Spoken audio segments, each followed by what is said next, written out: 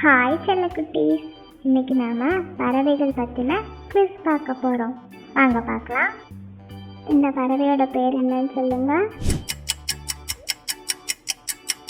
இது குயில். உங்களுக்கு தெரியுமா, குயில் கூடு கட்டாது. அதனால இந்த பறவை வேறொரு பறவையோட கூடல தான் முட்டையிடும். அடுத்து இந்த பறவையோட பேர் என்னன்னு கண்டுபிடிங்க. இதுதான் சிட்டுக்குருவி.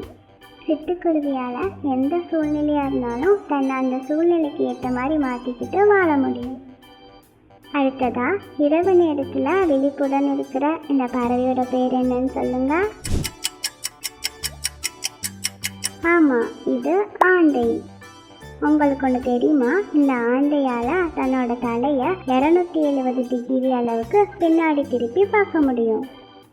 அடுத்து இந்த பறவையோட பேர் என்னன்னு சொல்லுங்க. சரியா சொன்னீங்க. இந்த பறவையோட பேர் பெலிகான்.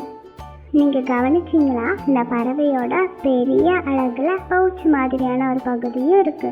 அந்த பவுச்சில் இந்த பறவையால் 3 கேலோன் அளவு வாட்டரை வச்சுக்க முடியுமா? இது என்ன பறவைன்னு சரியா சொல்லுங்க.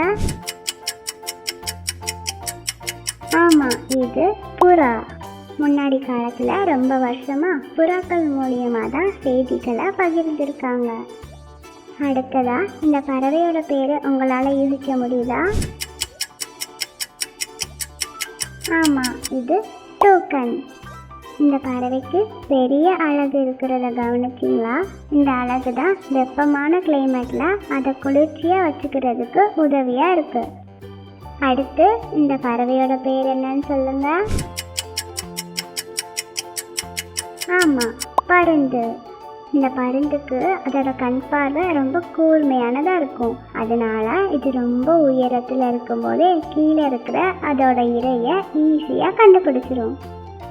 அடுத்து இந்த பறவையோட பேர் என்னன்னு சரியா சொல்லுங்க. சரியா சொன்னீங்க, இதுதான் பாலோ. உங்களுக்கு தெரியுமா, இந்த பறவை வார்மான கிளைமேட்டை கண்டுபிடிக்கிறதுக்காக ஒவ்வொரு வருடமும் 1000 மைல் தூரத்துக்கு இடம்பெயர்ந்து போகும். அடுத்து இந்த பறவையோட பேரை கண்டுபிடிங்க. இது ராபின் பறவை. உங்களுக்கு தெரியுமா, ஸ்ப்ரிங் சீசன் நேரத்தில் தான் ராபின் பறவை வருமா. கடைசியாக இந்த பறவையோட பேர் என்னன்னு கண்டுபிடிங்க. சரியா சொன்னீங்க, இதுதான் கனரி. இந்த பறவை கனரின்ற ஐலாண்டில் அதிகமாக வாழ்றதுனால தான் இதோட பேர் கனரி. இன்னைக்கு நாம் நிறைய பறவைகள் பற்றி தெரிஞ்சுக்கிட்டோம்ல. இதில் உங்களுக்கு எது பிடிச்ச பறவைன்னு சொல்லுங்கள். ஓகே செல்லக்குட்டீஸ், உங்களுக்கு இந்த வீடியோ பிடிச்சிருந்தா லைக் பண்ணுங்கள், உங்கள் எல்லா ஃப்ரெண்ட்ஸ்க்கும் ஷேர் பண்ணுங்கள், அப்புறம் மறக்காமல் சப்ஸ்கிரைப் பண்ணுங்கள். உங்களை அடுத்த வீடியோவில் பார்க்குற வரைக்கும் tata, bye bye, see you.